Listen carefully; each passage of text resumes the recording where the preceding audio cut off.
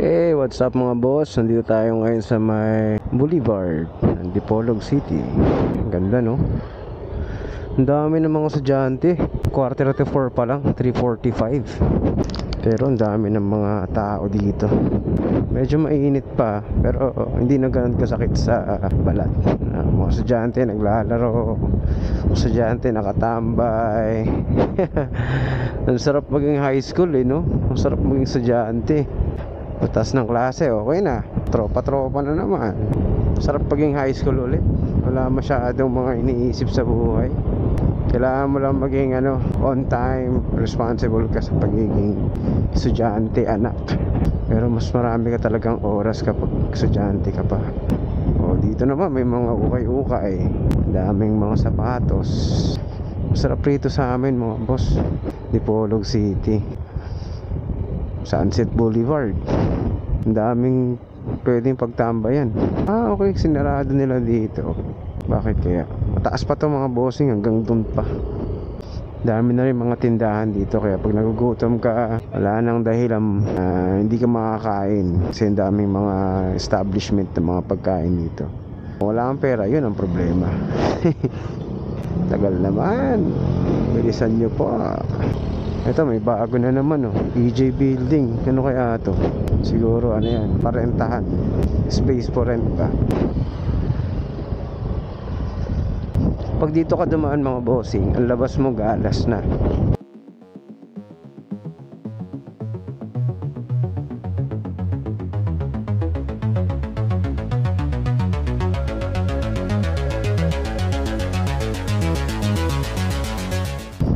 So ang labas mo dito sa highway na ng Galas. Tapos sa unahan, crossing. Nag-green na yung stoplight. Sana umabot tayo. Kaya sa Manila bawal yung ganito Bawal yun mga bossing. Depende, ingat kayo. Bawal siya kasi delikado. Ano na sa mga malalaking mga kalsada. Sa Manila bawal kasi ang dami nakabantay ng mga enforcer. Huli ka, laki ng truck no. Gusto ko mag-overtake pero di ko magawa.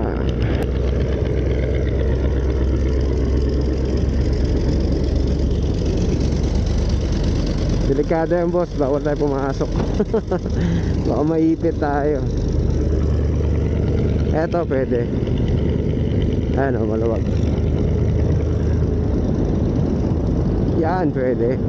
Pero yung mga ganun delikado. Baka mamaya biglang bilisan ng truck na malaki, ipit tayo. May tricycle dito sa gilid, iyak, kakamadali. So far wala pa naman akong mga ganung mga riding experience.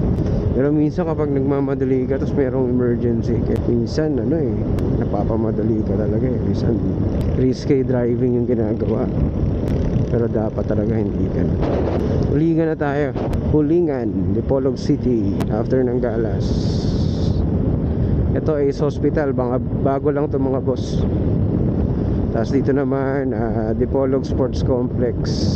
Marami mga sports dyan, facilities like basketball, swimming pool, table tennis, soccer, track and field. Basta marami. Mas 4 na. Meron akong hinihintuan dito mga bossing na merienda spot. Kaya ako gusto rito sa spot na to kasi kita nyo naman yung paligid, di ba? Basakan, palayan, ang sarap sa mata.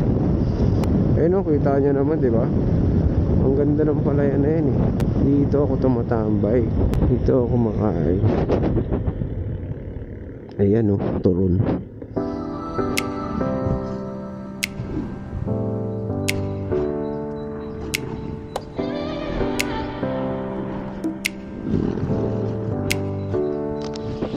Ay, salamat. Medyo na-revive ako eskwelahan ng punta. Elementary school. Ang dami naglalaro. Mga bata. Sa damuhan maghabulan. So yun lang mga bossing. Pauwi na ako ng bahay namin. At hanggang sa susunod na vlog. Salamat sa panonood. Kahit na yung mga vlog ko walang kwenta. Pero kung taga Dipolog City ka, eto, at least meron kang ways na makita mo yung Dipolog City. Ito, Katipunan, Zamboanga del Norte.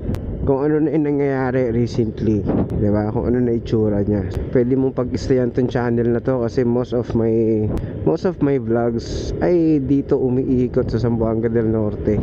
Most of the time sa Dipolog City talaga. This channel is for you. Itong channel na to ay pwede mong i-consider. Somehow ma-feel mo if ever na may miss mo ang ating lugar. So yeah, so welcome to my channel, and then please subscribe kung gusto mo yung mga ganitong content. Until next time mga bossing, again this is Sir God. Ingat po tayong lahat, keep safe, ride safe, and God bless us all. Bye bye.